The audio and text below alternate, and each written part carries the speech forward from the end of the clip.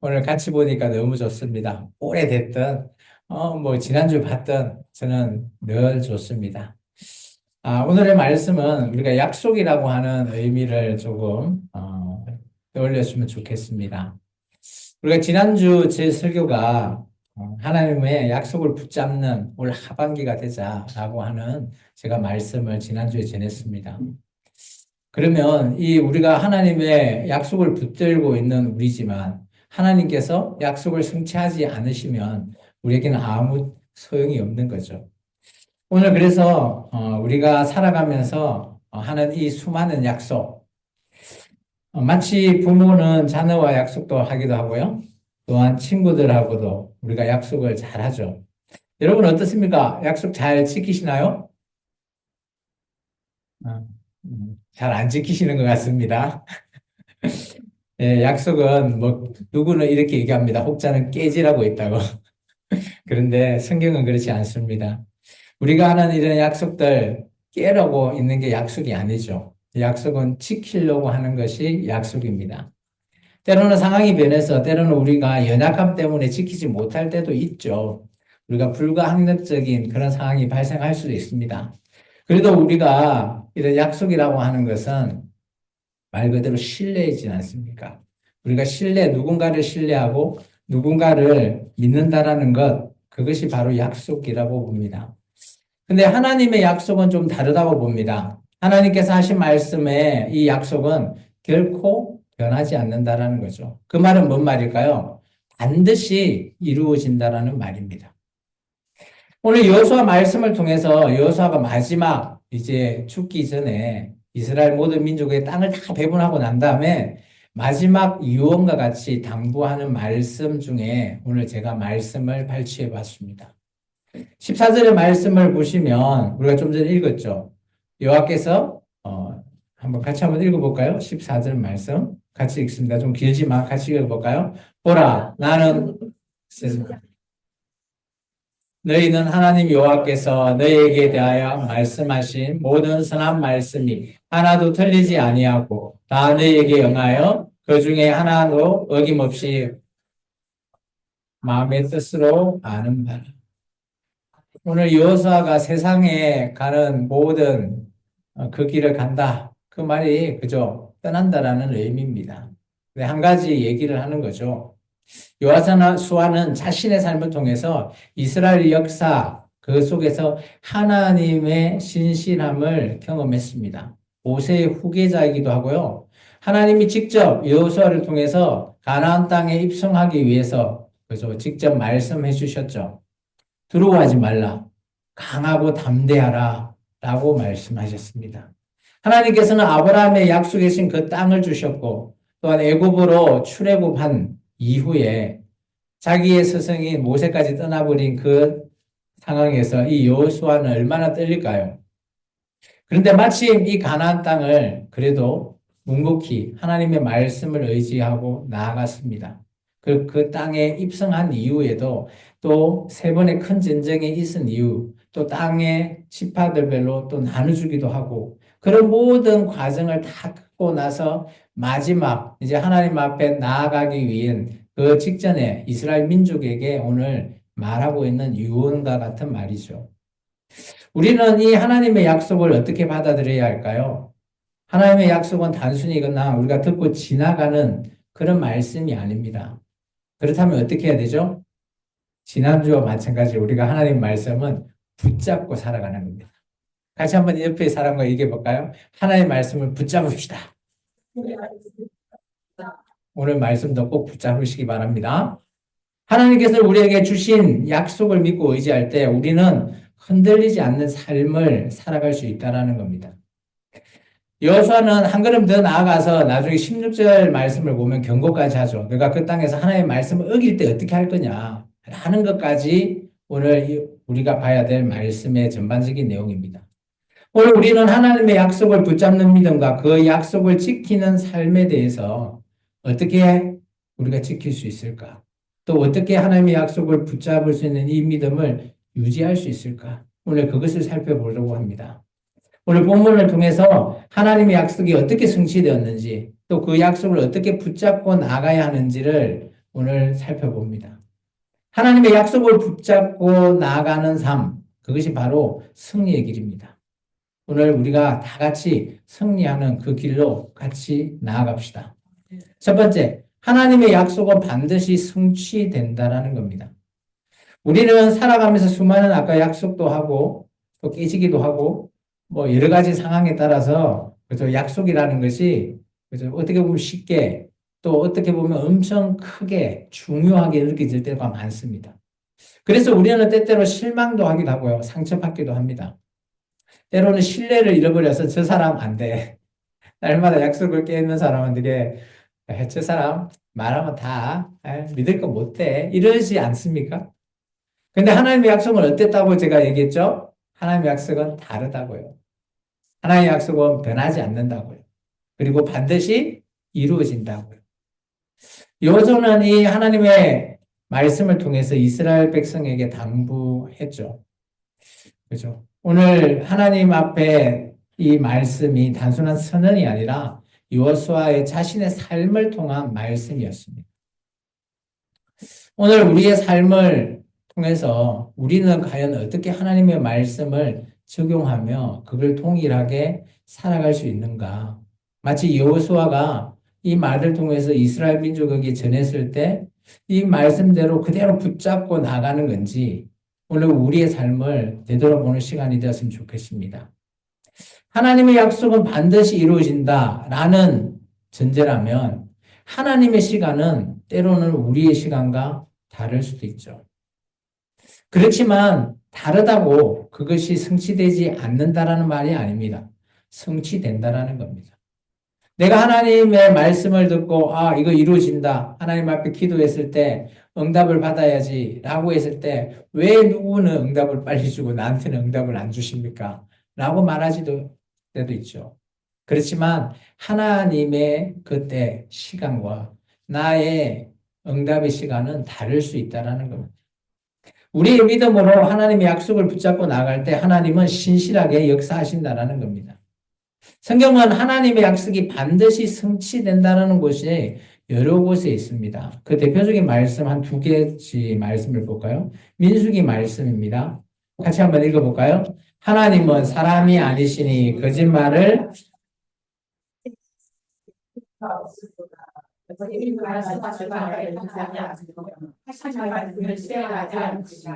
네, 하나님은 거짓말하지 않으십니다. 그죠? 또 이사야서 말씀이죠. 한 번 더 같이 읽어볼까요? 내 입에서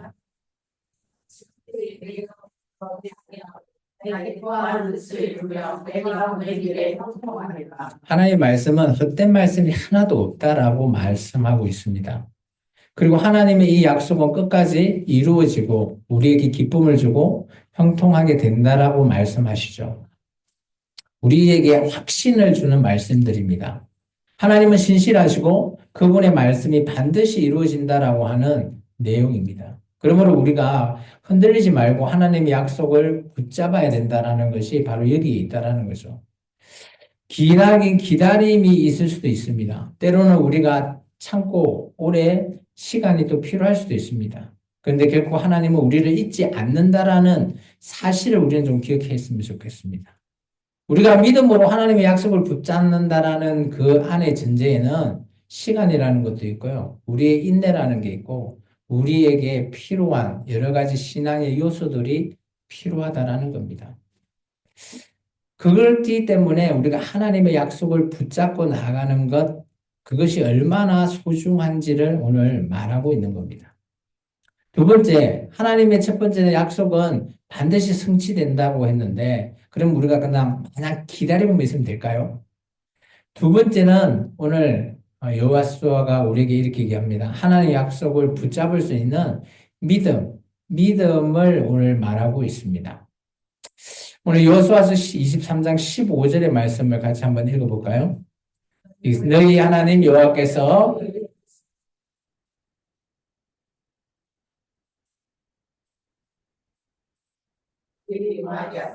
너희 하나님 여호와께서 너희에게 주신 이 아름다운 땅에서 너희를 면전하게 하려 약속하시라. 이 말씀에는 하나님의 축복도 있지만 반대로 잘 한번 보시면 내가 하나님의 약속을 붙잡고 있지 않으면 어떻게 된다? 약속이 깨지는 겁니다. 붙잡지 않으면 이 약속을 누릴 수가 없는 겁니다. 믿음이 없으면 우리가 이것을 찾고 있을 수가 없다라는 걸 말합니다. 멸절이라는 단어까지 해버렸어요.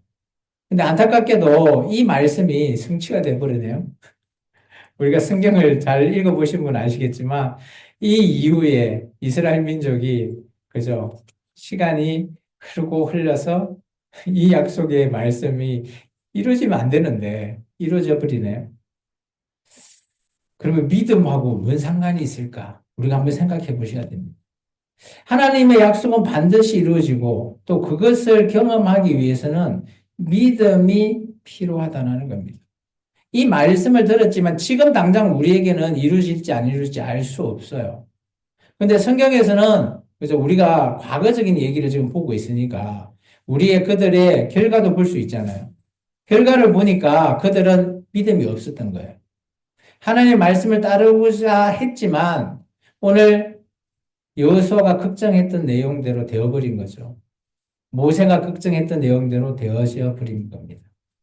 그러면 믿음은 어떤 것일까요? 첫 번째, 하나님의 약속을 현실로 만드는 힘이 되는 겁니다. 보이지 않는데 우리의 현실로 만들어주는 게 믿음이라는 거죠. 믿음 하면 우리가 뭐 감정적인 것 이렇게 많이 생각하죠.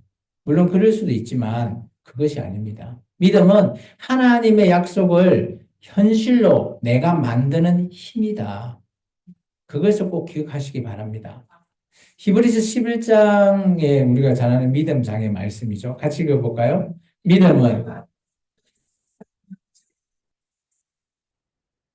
믿음은 이 말씀처럼 안 보일 때 믿는 거예요.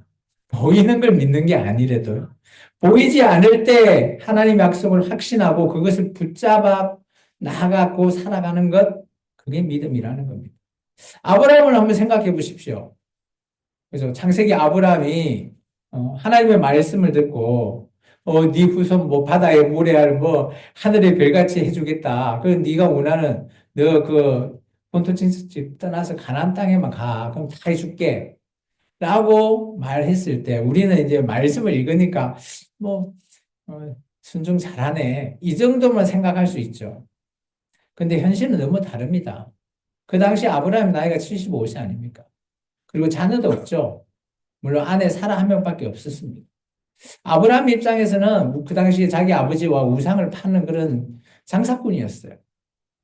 뭐 앞으로 살아갈 일이 그죠? 이제 좀 있으면 죽겠구나. 뭐 그 정도밖에 아닐 거 아니에요. 우리 인상의 현실로 본다면. 그런데 아브라함은 하나님의 약속을 의심하지 않았죠. 창세기는 아브라함의 관점에서 썼다면 로마서의 이 아브라함 얘기를 바울은 어떻게 표현하고 있을까요? 로마서 4장이 이런 아브라함의 얘기를 말하고 있습니다. 조금 길긴 한데 같이 한번 읽어볼까요? 18절부터 21절까지거든요. 읽습니다. 아브라함이 바랄 수 없는 중에 바라고 믿었으니 이는 내 우선이 이와 같다.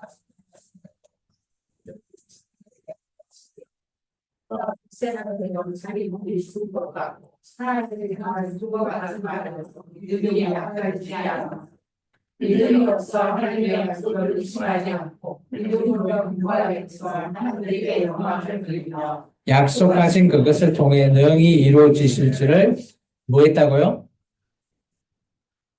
이때는 아무것도 보이지 않을 때예요. 바울은 이런 식으로 얘기했습니다. 결국 아브라함을 믿음을 보시고 그 아들 이삭을 주셨죠. 그것도 99세. 뭐, 지금 여기 99세 되시는 분 있으신가요? 내년에 이맘때 애를 낳는다면 그게 믿으시나요? 에이, 창세기야 뭐 3,500년 전에 했어. 뭐, 그러지라고 말할 수도 있어요. 근데 그것을 붙들면 저는 지금도 되리라 봅니다. 그게 믿음 아닐까요? 때로는 하나님의 약속이 너무 멀게 느껴지고 현실과 전혀 상관이 없는 우리가 기도해도 응답이 없고 현실과는 전혀 생뚱맞는 그걸 주신다면 참 우리는 흔들릴 수밖에 없습니다. 저 또한 그럴 것 같아요. 그런데 우리에게는 우리가 우리를 보면 실족할 수 있습니다. 근데 우리가 성경을 통해서 아브라함 같이 모범적인 인물을 우리에게 왜 소개할까요? 그 사람들이 본이라는 겁니다. 그 사람의 믿음을 우리도 같이 따라 살아가라라는 거죠. 그게 바로 하나님의 약속을 이루는 삶이라는 겁니다. 믿음은 바로 그죠? 순종에서부터 난 겁니다. 믿음은 행동하지 않으면 죽은 거라고 얘기하죠. 우리가 잘 알고 있는 야고보서 말씀입니다. 한번 읽어볼까요? 이와 같이 행함이 없는 믿음 알고는 있는데 행동하지 않으면 죽은 것이다. 참 이것도 의미심장합니다. 우리가 하나님의 약속을 믿는다라는 것 당연히 그대로 순종하고 실천해야 되는 것 다 잘 알고 있죠. 근데 그것을 행동에 옮기기가 쉽지 않다는 겁니다. 그게 믿음이라는 것이죠. 이처럼 이스라엘 백성은 가나안 땅을 차지하기 위해서 믿음이 필요했습니다. 하나님께서 그 땅을 주겠다라고 요단강을 건너라 할 때, 발을 내딛었을 때 물이 마치 홍해 사건처럼 갈라져 버립니다. 그게 믿음 아닐까요? 발을 한 발짝 내딛고 나가는 것, 그리고 내딛기 전, 어때요? 물이 흐르고 있습니다. 내딛었을 때 물이 갈라진다라고 알고 내딛으면 당연히 내딛겠죠. 물이 흐르고 있는데. 근데 어떻습니까? 이 제사장들은 여호수아의 명령대로 순종했습니다. 나가라고 했을 때, 신호를 줬을 때, 그냥 아무 생각 없이 나갔을까요? 아닙니다. 저는 믿음으로 나갔다고 봅니다. 내딛으면 나갈 수 있다라는 믿음. 오늘 하나님께서 내가 너를 인도하겠다 약속했다면, 우리가 두려움 속에서 믿음으로 이렇게 내딛어야 됩니다. 하나님께서 오늘 너에게 축복하겠다라고 하면, 나 축복받았구나. 내가 믿어야지 받을 수 있는 겁니다. 믿음은 단순한 기대가 아닙니다. 하나님의 말씀을 따라 살아가는 능력이죠. 내가 행하면서 나가는 그 능력. 때로는 우리가 믿을 때 인내 또한 필요합니다. 여기서 말하는 인내는 오래 기다림, 참음 이런 걸 얘기합니다. 놀라운 거는 아무리 기다려도 그죠? 이루어지지 않을 때가 있습니다. 근데 아무 뭐 생각도 못하고 상상을 초월하는 뭐 이게 어떻게 이렇게 이루어졌지? 정말 우리가 짜 맞추려고 하는 그런 그 속에서 퍼즐처럼 짜 맞추려고 하지만 안 맞추시는데 정말 완벽한 타이밍 때 하나님의 약속이 샥 이루어지는 것 경험을 한번 해보시면 하나님이 살아 계시다는 게 믿어진다라는 거예요. 그 경험 안 해보신 분 계시죠? 경험해 보시기를 바랍니다. 히브리서 10장에서 이렇게 얘기하고 있습니다. 같이 한번 읽어볼까요? 너에게 인내가 필요함은 너희가 하나님의 뜻을 행한 후에 약속하신 것을 받기 위함이라. 여기 인내는 오래 참고 기다리는 겁니다. 비품문에는 아니죠. 물론 그것도 비슷할 수도 있습니다. 우리가 한결같이 하나님의 뜻을 찾고 오래 참으면서 나아가면 오늘 우리는 그것이 하나님이 뜻대로 언젠가는 받을 수 있다라는 것이죠. 우리 요셉을 한번 떠올려 볼까요? 요셉 모르시는 분 있으신가요? 하나님께서 그에게 어릴 때 꿈을 두 개 줬죠. 그죠? 뭐 형이 뭐 절도 하고 하늘의 별도 뭐 보여주고 물론 그 당시에는 요셉은 그것을 해석할 수 있는 능력이 없었어요. 근데 그게 뜻이 무엇이었습니까? 바로 너 위대한 지도자 될 거다라는 거죠. 그렇게 약속을 했는데 현실은 어땠죠? 현실은 뭐 그거 자랑했다가 형한테 시샘 당해가지고 그저 팔려갔습니다. 그 어린 나이에 노예로 팔려가고 억울하게 또 누명을 써가지고 감옥에도 갇히고 그런데 어때요? 하나님의 약속을 끝까지 믿고 끝까지 포기하지 않았을 때 하나님께서 사용하시더라는 거예요. 오늘 우리도 마찬가지입니다. 우리 앞에 우리의 현실이 마치 요셉과 같이 마냥 기다리고 너무 힘들고 너무 어렵더라도 우리 앞에 현실만 너무 보지 마시기 바랍니다. 믿음은 우리가 우리 앞에 보이는 현실을 보고 자책하라고 우리에게 보여주는 게 믿음이 아닙니다. 믿음은 하나님은 결코 나를 잊지 않는다. 이것을 믿는 것이죠. 옆 사람과 같이 한번 얘기해 볼까요? 하나님은 당신을 잊지 않습니다. 그럼 뭔 말이에요? 하나님은 여러분 한 명 한 명을 지금도 보고 계신다라는 겁니다. 세 번째, 하나님의 그러면 이런 약속, 이런 믿음을 어, 내가 어기고 약속을 깨고 그럴 때 어떻게 되냐? 하나님께서 심판하신다라는 말씀이 오늘 우리 16절에 되어 있습니다. 우리 한번 읽어볼까요? 여호수아서 16절입니다. 같이 읽습니다. 만일 너희가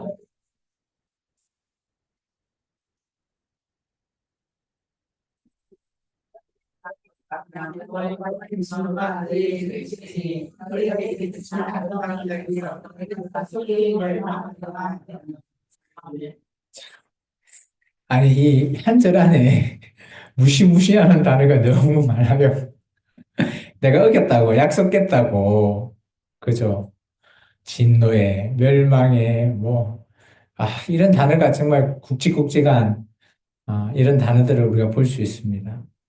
약속이라고 하는 이 관점을 참 저는 그렇게 봅니다. 예수를 믿기 전에는 어땠지 모르겠지만 예수님을 믿고 난 이후에 우리의 삶은 약속이라고 하는 이 단어에 대해서는 좀 생각해 봐야 되지 않겠나 저는 생각합니다. 왜 그럴까요? 나 또한 예수님을 믿으면 천국 갈 수 있다라는 것을 그 약속을 믿죠. 근데 이 약속이 우리가 한 약속처럼 사소하게 깨져버리면 그거 지금 어떻게 되죠? 흔들리지 않을까요? 근데 변하지 않는다고 우리가 믿기 때문에 이렇게 예배도 드리고 하잖아요. 그래서 기독교인은 최소한 약속이 사소한 거라도 꼭 지키려고 노력을 해야 되지 않겠나 저는 생각합니다. 이 약속의 이 축복의 관점에서 마지막에는 그죠. 여호수아는 하나님의 말씀을 언약의 약속을 범하고 어기면 우상 숭배를 하면 이렇게 될 거야. 이게 그냥 어떤 심정으로 말을 할까요? 마지막 유언인데 앞에 축복을 강조할까요? 아니면 이게 16절을 강조할까요? 여러분이 마지막이라면 자녀들한테 그죠? 우리는 그냥 읽지만 우리는 앞부분이 좋으니까 앞부분을 보고 읽지만 정말 우리가 남겨놓은 자녀에게 이 말을 하고자 한다면 우리가 정말 집중해 봐야 되는 것은 16절입니다. 하나님께서, 그죠? 우리에게 믿음이나 이런 축복, 많은 것들을 허락하셨어요. 근데 정말 중요한 것은 이 16절의 말씀, 이 말씀을 우리는 꼭 우리가 기억해야 되는 겁니다. 오늘 한국교회는 16절 말씀을 잘 전하지 않아요. 이 말씀을 전하면 어때요? 그냥 떠나죠. 무섭다고. 뭐 그런 신이 다 있어. 그냥 축복만 주면 되지. 내가 드렸는데 좋은 거 주면 되지. 이렇게만 말을 많이 생각합니다. 기독교는 그런 종교가 아니에요. 뭐 여러분이 뭐 하나님 앞에 많이 들었다고 많이 받는다? 그거는 그냥 자문적인 지혜예요. 그건 하나님을 믿는, 예수님을 믿는 그 우리 기독교 종교가 말하고 있는 거와 전혀 상관이 없습니다. 오늘 하나님께서는 물론 무조건적인 축복을 우리에게 주십니다. 너무 이쁘면, 그래서 어린애 보시면 어때요? 이쁘면 다 주고 싶지 않아요? 다 주고자 하는 겁니다. 그게 하나님의 마음이에요. 우리의 하나님 마음이죠. 신명기서 28장에 보면, 그래서 축복과 저주의 장이 나오잖아요. 하나님 말씀 잘 순종하면, 그죠? 뭐, 여러 가지 축복이 있습니다. 그죠? 한번 읽어볼까요? 좀 길긴 한데, 우리 같이 한번 빨리 한번 읽어봅시다. 1절부터 6절입니다. 같이 읽습니다. 내가 하나님 여호와의 말씀을 삼가 듣고 내가 오늘 내게 명령하는 그 모든 명령을 지켜 행하면 내 하나님 여호와께서 너를 세계의 모든 민족을 뛰어나게 하실 것이라. 내가 하나님의 여호와의 말씀을 청종하면 이 모든 복이 내게 임하게 내게 이르리니 성읍에서도 복을 받고 들에서도 복을 받을 것이며 내 몸의 자녀와 내 토지의 소산, 내 짐승의 새끼와 소와 양의 새끼가 복을 받을 것이며 내 강주리와 떡반죽거리에 복을 받을 것이며 내가 들어와도 복을 받고 나가도 복을 받을 것이니라. 아멘. 꼭 받으십시오. 네, 아멘 하신 분은 더 많이 받으실 줄 믿습니다. 하나님께서는 우리에게 이렇게 복을 주려고 하셔요. 그런데 28장이 좀 깁니다. 신명기 28장이. 근데 보면 이 앞절은 짧아요. 근데 뒷절에 엄청 긴 말씀 안에 보면 뭐가 있는가 하면 불순종할 때의 경우의 수를 다 적어 놓습니다. 왜 그럴까요? 제발 복 받게 살아라. 그러면서 이런 거 어기면 안 돼. 라고 말하는 겁니다. 불순종할 때 하나님께서 어떻게 임하신다고요? 15절을 보시면 저주라는 단어가 나오고요. 좀 전에 했던 것 다 저주로, 복을 저주로 다 바꾸십니다. 다 저주하신대죠. 들어와도 저주, 나가도 저주. 하나님께서 우리를 저주하려고 이렇게 우리를 부르셨을까요? 저는 절대 아니라고 봅니다. 하나님은 약속을 축복하지만 그것을 누리기 위해서는 우리가 순종이 필요하다는 겁니다. 이스라엘 백성이 하나님을 떠나고 우상을 섬길 때 결국 어떻게 됐습니까? 바벨론, 아수르에게 멸망당했죠. 바벨론 포로로 끌려갔죠. 그렇게 하나님이 주신 땅이 아닌 곳에서 그 70년의 포로 생활을 하게 됩니다. 그들이 그리고 깨닫죠. 아, 우리가 섬겼던 우상은, 그죠? 이 하나님을 붙잡아야 되는데 우리가 엉뚱한 우상을 붙들었구나. 오늘 우리에게도 적용되는 이것은 중요한 영적인 원리나 마찬가지라고 봅니다. 과거에 이스라엘이 이렇게 행해서, 아유, 나는 안 해야지. 그렇지 않다고 봅니다. 우리에게도 언제나 이 말씀이 우리에게 경종을 울린다고 생각합니다. 하나님을 떠난다는 것은 그냥 내가 신앙을 포기하는 것이 다가 아닌 거죠. 뭘까요? 우리 삶 안에 중심을 잃어버리는 겁니다. 마치 찐빵 안에 앙꼬가 없는 것처럼 우리 안에 중심인 코어가 사라져버리는 거예요. 이런 분들 많죠. 교회에 나와서 의견이 달라가 충돌하고 싸우고 나서 그래, 내가 이제 교회 나가나 보다 하면서 교회를 안 나가버려요. 그 사람이 싫지 하나님이 싫은 게 아닌데 교회를 안 나가. 다른 교회 가도 되는데 그 사람 안에 중심에 하나님이 있었을까요? 저는 없다고 봅니다. 우리가 믿는 하나님이 내 안에 중심으로 안고와 같이 계시다면 내가 여러분 싸울 수 있어요. 교회는 사람이 의견이 다르니까 치고받을 수도 있습니다. 나갈 수도 있다고 봅니다. 그런데 하나님은 떠나지 마십시오. 여러분 안에 있는 하나님, 삶의 중심 잃어버리는 겁니다. 오늘 에레미야서 2장의 말씀 한번 같이 한번 읽어볼까요? 내 백성이 두 가지 악을 행하였나니 곧 그들이 생수에 걷는 데는 나를 버리는 것과 스스로 웅덩이를 판 것인데 그것은 그물을 가두지 못한 터진 웅덩이들이라. 이 말이 뭔가 하면 생수에 거는 데는 하나님을 버린 죄악이 있고요. 또 한 가지는 그들이 웅덩이가 있는데 웅덩이 밑에 구멍이 나면 아무리 물을 부으면 어때요? 물이 차요? 안 차죠. 이런 표현입니다. 우리의 삶의 중심이 하나님이 빠져버리면 이거죠. 아무리 내가 좋은 것, 맛있는 것, 귀한 것 막 채워요. 내 삶에. 근데 그거 다 빠져버립니다. 우리 삶 안에 정말 중심되는 하나님이 차 있지 않으시면, 거는 되시는 하나님이 있지 않으면 우리는 하나님의 이 생수의 그는 마시지 못한다는 겁니다. 물을 가두지 못하는 깨진 웅덩이. 오늘 그런 우리의 삶이 되면 안 된다고 봅니다. 그게 바로 우리에게 말하고 있는 경고의 말씀이죠. 우리도 마찬가지죠. 하나님을 떠난다. 처음에는 자유롭지 않을까요? 아유, 주일날 예배 안 드려도 되니까. 내 마음대로 놀러 가도 되니까. 근데 우리의 삶이 흔들립니다. 시간이 지나면 지날수록 또 불안해지죠. 언제나 우리가 등대의 빛처럼 그 빛을 바라보고 걸어왔는데 그 등대의 불빛이 없다면 망망대해 그냥 떠 있는 배와 같은 존재가 될 겁니다. 하나님의 약속을 붙잡고 그분을 떠나지 않는 삶, 이게 바로 우리가 승리하는 길이죠. 하나님은 그런데 이 심판을, 그래서 우리가 싫어서 하실까요? 저는 그렇게 보지 않습니다. 하나님의 심판은 단순한 벌의 차원이 아니라고 보죠. 뭘까요? 다시 우리를 하나님께로 돌아오게 하기 위함 아니겠습니까? 회복이죠. 히브리서 12장 6절의 말씀을 같이 한번 읽어볼까요? 주께서 그를 사랑하신 자를 징계하시고 그를 받아들이시는 아들마다 채찍찍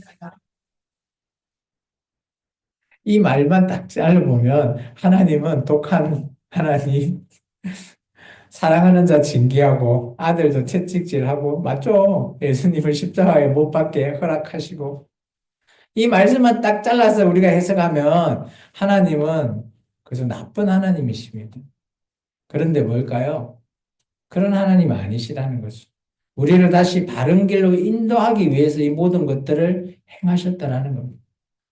예수님을 왜 십자가에 못 박았습니까? 우리 때문입니다. 우리가 다시 돌아올 수 있는 기회를 제공하고 있기 때문이죠. 이스라엘 백성이 포로로 끌려갔을 때 그들이 다시 하나님을 찾았죠. 바벨론 땅에 가보니까 내가 믿는 하나님이 진짜 하나님이더라 깨달아진 거예요. 여러분도 여러분이 믿는 이 예수님이 진짜 참신이구나 깨달아져야 된답니다. 깨닫지 않고 그냥 교회를 나오면 내 삶의 중심이 아닌 겁니다. 우리의 삶에 어려움이 찾아올 때 우리는 많은 것을 하죠. 기도도 하고 또 말씀도 보고 때로는 우리가 하나님이 나를 버렸나? 왜 이렇게 응답을 안 하실까? 하나님 제발요 라고 하지 않나요? 근데 하나님은 우리의 모든 것 보고 계신다는 겁니다. 지금 이 시간, 이 예배 시간에서도 하나님께서 우리를 보고 계십니다. 그리고 우리를 회복시키시고 또 나의 신앙이 바닥을 칠 때 다시 올라갈 수 있는 힘을 주시는 분이 바로 하나님이시라는 겁니다. 우리가 그런 하나님의 이 약속을 붙잡고 그분을 떠나지 않는 삶, 이 삶이 바로 우리가 승리하는 길입니다. 하나님의 약속은 축복이지만 그것을 누리기 위해서는 믿음과 순종이 필요합니다. 우리가 하나님을 떠나지 않고 그분의 말씀에 따라 살아갈 때 하나님께서 우리에게 제시하는 모든 복 다 우리가 받을 수 있다라는 것이죠. 결론을 내겠습니다. 그러면 하나님의 약속을 붙잡고 살아가는 삶, 그 삶이 어떤 삶일까요? 그 삶을 살아가는 방법을 제가 한 세네 가지를 소개할까 합니다. 첫 번째, 늘 제가 여러분에게 소개하죠. 하나님의 말씀을 매일 묵상하십시오. 다 잘 아실 겁니다. 교회 많이 오신 분들은 당연하지요. 라고 합니다. 하나님의 약속을 붙잡기 위해서는 그분의 말씀을 묵상하는 게 먼저기 때문이죠. 그런데 우리가 이 매일 묵상하는 이 말씀 지키기가 쉽지 않습니다. 왜 그럴까요? 우리가 그런 하나님의 그 말씀을 지키기가 어렵다기보다는 내가 하나님 앞에 현실과 타협하고 또 나의 삶이 힘들고 어려워서 그것을 타협하기 때문이죠. 오늘 우리가 그러더라도 이 하나님의 약속이 정말 변하지 않으니까 우리가 그 약속을 붙들고 오늘 매일매일 우리의 삶 속에서 말씀을 묵상해 보시기 바랍니다. 두 번째는 또 그 속에서는 믿음이 있다 할지언정 행동하지 않으면 아까 죽은 믿음이라고 그랬잖아요. 약속을 믿고 그대로 행동하십시오. 믿음은 단순한 기대가 아니라 하나님의 말씀대로 따라가는 우리의 살아가는 능력입니다. 능력. 하나님께서 내가 하나님 말씀대로 살겠습니다 하면 우리에게 능력 주신다는 거죠. 아예 안 될 거야. 아니요. 이 말씀 나하고 상관이 없어. 라고 하면 이루어지지 않을 겁니다. 근데 이 말씀 내 말씀이야. 딱 붙들고 내가 살아가겠다고 행동할 때 하나님께서는 그것이 나의 말씀으로 바꿔주실 줄 믿습니다. 세 번째는 어려움 속에서도 끝까지 참고 인내하십시오. 하나님의 약속은 즉시 이루어질 수도 있지만 그러지 않는 경우가 대부분입니다. 저 또한 마찬가지죠. 그런데 하나님의 이 약속의 성취는 완벽한 타이밍 때, 하나님의 때에 이루어지신다는 사실입니다. 이거에 대한 예는 안 들어도 여러분 각자가 경험해 보시면 다 잘 아실 거라고 봅니다. 기다림 속에 우리의 믿음이 하나님을 더 찾을 수 있고 하나님 앞에 우리의 관계가 더 회복될 수 있기 때문이라고 봅니다. 마지막으로 하나님을 절대 떠나지 마십시오. 아까 제가 우스갯소리로 얘기했지만 의견이 달라서 치고받고 해서 떠날 때 그 사람을 떠날 수 있지만 하나님은 떠나지 마십시오. 하나님의 약속을 붙잡고 살아가는 삶, 그것은 그분을 떠나지 않는 삶이죠. 아까 우리가 좀 전에 읽었던 예레미야서 2장 13절 말씀처럼 물이 그 웅덩이가 깨진 웅덩이 같은 그런 식으로 우리가 하나님을 우리가 따라 살아가면 안 되는 거죠. 우리 안에 생수의 근원 되신 하나님이 나와 함께 하시고 그 하나님을 끝까지 믿고 의지해 나가는 저와 여러분 되기를 주 이름으로 축원합니다. 오늘 이 말씀을 통해서 우리는 믿음이 더욱 굳건해지기를 소망합니다. 하나님의 약속을 붙잡고 그분을 떠나지 않는 삶, 그 삶이 바로 승리의 삶입니다. 옆 사람과 마지막 한 번 더 얘기할까요? 하나님의 약속을 붙잡읍시다. 승리합시다. 기도하겠습니다. 주님 감사합니다. 오늘도 귀한 말씀 속에서